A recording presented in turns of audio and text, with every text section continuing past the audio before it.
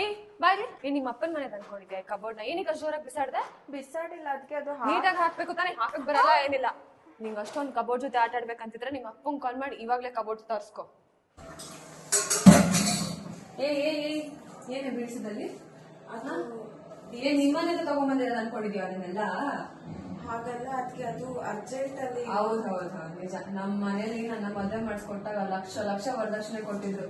ನಿಮ್ಮನೆಯವರು ಇದಾರೆ, ಏನಕ್ಕಂತ ನಿಮ್ಮಂತವ್ರನ್ನ ಸೊಸೆ ಮಾಡಿಸ್ಕೊಂಡ್ವ ನಾವು. ನೀಟಾಗಿ ಅದನ್ನ ತೊಳೆದ್ಬಿಟ್ಟು ಕಾಫಿ ಕೊಡು ಅವ್ನಿಗೆ.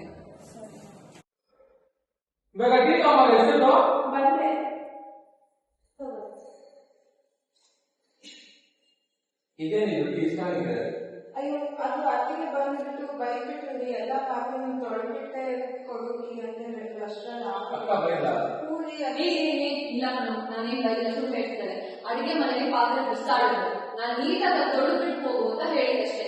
ಏನಕ್ಕೆ ಬಂದು ಓವರ್ ಐಟಮ್ ಮಾಡ್ತಿದ್ಯಾ? ಅಕ್ಕ ತಮ್ಮ ಮುಂದೆ ಕಲ್ಲಿರ ಟ್ರೈ ಮಾಡ್ತಿದ್ಯಾ ನೀವು? ನನ್ನ ಹತ್ರ ಇಟ್ಕೊಳ್ರ ಮಿಕ್ಕಿರು ಹೇಳ್ತಿದ್ರಿ. ಮೊನ್ನೆ ಬಂದ್ ನೋಡಿ ನೀನು. ಅದಕ್ಕೆ ಈ ಕೈತವ್ರು ಮಾತಾಡೋದಲ್ಲ, ನನ್ನ ಹತ್ರ ಇಟ್ಕೋಬೇಡಿ. ಸ್ವಲ್ಪ ಗೌರವ ಕೊಟ್ಟು ಮಾಡಿ. ನೋಡಿ ಇದೆಲ್ಲ ಮಾಡೋದು ಸರಿಯಲ್ಲ, ದೌರ್ಜನ್ಯ ಮಾಡ್ತಿದ್ದೀರಾ ನೀವು. ನಿಮ್ಗೇನಾದ್ರೂ ಮರ್ಯಾದೆ ಬೇಕಾಗ್ತದೆ, ನಿಮ್ಮ ಅಪ್ಪ ಕೊಡ್ಬೇಕಾಗಿರೋ ವರದಕ್ಷಿಣೆ ಎಲ್ಲ ತಗೊಂಬ. ಅವಾಗ ನಿಮ್ಗೆ ಬೇಕಾದ್ರೆ ನೋಡಿ, ವರದಕ್ಷಿಣೆ ಕೊಡೋದು ಒಂದು ಪದ್ಧತಿ ಇಲ್ಲ, ಅದು ಅಪರಾಧ. ಹೀಗೆ ಮಾಡ್ತಾ ಇದ್ರೆ ನಾನು ಕಾನೂನು ಕ್ರಮ ತಗೋಬೇಕಾಗಿದೆ. ಓದ್ರು ಬರ್ಬೇಡ, ಗಿಣಿ ಕೇಳಿದೆ ನಾನು ಅನ್ಕೋತೀವಾಗ. ನೋಡಿ ನಿಮ್ಗೆಲ್ಲ ಹೆಣ್ಮಕ್ಳಂದ್ರೆ ಮಾಡ್ಬೇಕಂತ ಅನ್ಕೊಂಡಿದ್ದೀರಾ.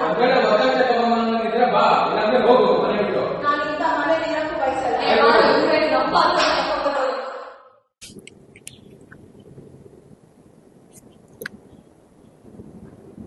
ಹಲೋ, ಇದು ಪೊಲೀಸ್ ಸ್ಟೇಷನ್ನಾ? Hello, police control room. ಹೇಳಿ ಮ್ಯಾಮ್, ನಿಮ್ಗೆ ಹೇಗೆ ಸಹಾಯ ಮಾಡಬಹುದು? ಮೇಡಮ್, ನನ್ನ ಹೆಸರು ಸ್ಪಂದನ ಅಂತ. ನನ್ನ ಗಂಡ ಮತ್ತು ಅವ್ರ ಮನೆಯವ್ರು ಪ್ರತಿದಿನ ವರದಕ್ಷಿಣೆ ತಗೋಬಾ ಅಂತ ಕಿರುಕುಳ ಮಾಡ್ತಿದ್ದಾರೆ ಮೇಡಮ್. ನಂಗೆ ಏನ್ ಮಾಡೋದಂತ ಗೊತ್ತಾಗ್ತಾ ಇಲ್ಲ. ಸರಿ ಮ್ಯಾಮ್, ಸಮಾಧಾನ ಮಾಡ್ಕೊಳ್ಳಿ. ನೀವು ಇವಾಗ ಎಲ್ಲಿದ್ದೀರಾ? ಮ್ಯಾಮ್, ನಾನು ನನ್ನ ಗಂಡನ ಮನೆ ಬಿಟ್ಟು ಇವಾಗ ನನ್ನ ತಾಯಿ ಮನೇಲಿದ್ದೀನಿ. ಮ್ಯಾಮ್, ನೀವು ಇವಾಗ ಸುರಕ್ಷಿತವಾಗಿದ್ದೀರಾ? ಯಾರಾದ್ರೂ ನಿಮ್ಮನ್ನ ಫಾಲೋ ಮಾಡ್ತಿದ್ದಾರಾ ಅಥವಾ ಬೆದರಿಸುತ್ತಿದ್ದಾರಾ? ಇಲ್ಲ ಮ್ಯಾಮ್, ಆ ಥರ ಏನೂ ಇಲ್ಲ. ಅರ್ಥ ಆಯ್ತು ಮ್ಯಾಮ್. ಮ್ಯಾಮ್, ಇದು ಗಂಭೀರವಾದ ವಿಷಯ. ನಾವು ಇದನ್ನು ಡೌರಿ ಕಿರುಕುಳ ಪ್ರಕರಣವಾಗಿ ದಾಖಲಿಸುತ್ತೇವೆ. ನೀವು FIR ದಾಖಲಿಸಲು ಇಚ್ಛಿಸುತ್ತೀರಾ? ಹೌದು ಮ್ಯಾಮ್. ಸರಿ ಮ್ಯಾಮ್, ನಿಮ್ಮ ಹತ್ತಿರ ಇರುವ ಸಮೀಪದ ಪೊಲೀಸ್ ಸ್ಟೇಷನ್ ಈ ಮಾಹಿತಿ ಕಳಿಸುತ್ತೇವೆ. ಮಹಿಳಾ ಪೊಲೀಸ್ ಅಧಿಕಾರಿ ನಿಮ್ಮನ್ನು ಸಂಪರ್ಕಿಸುತ್ತಾರೆ. ಅಗತ್ಯವಿದ್ದರೆ ತಕ್ಷಣ ಸ್ಥಳಕ್ಕೆ ಸಿಬ್ಬಂದಿಯನ್ನು ಕಳುಹಿಸುತ್ತೇವೆ. ಸರಿ ಮೇಡಮ್, ಹಾಗಾದ್ರೆ ನಾನು ಇವಾಗ ಪೊಲೀಸ್ ಸ್ಟೇಷನ್ಗೆ ಹೋಗ್ಬೇಕಾ? ಇಲ್ಲ ಮ್ಯಾಮ್, ನೀವು ಬಯಸಿದರೆ ಮಹಿಳಾ ಪೊಲೀಸ್ ಅಧಿಕಾರಿಗಳು ನೀವಿರುವ ಸ್ಥಳಕ್ಕೆ ಬಂದು ನಿಮ್ಮ ಹೇಳಿಕೆ ಪಡೆಯುತ್ತಾರೆ. ನಂತರ FIR ದಾಖಲಿಸಲಾಗುತ್ತದೆ.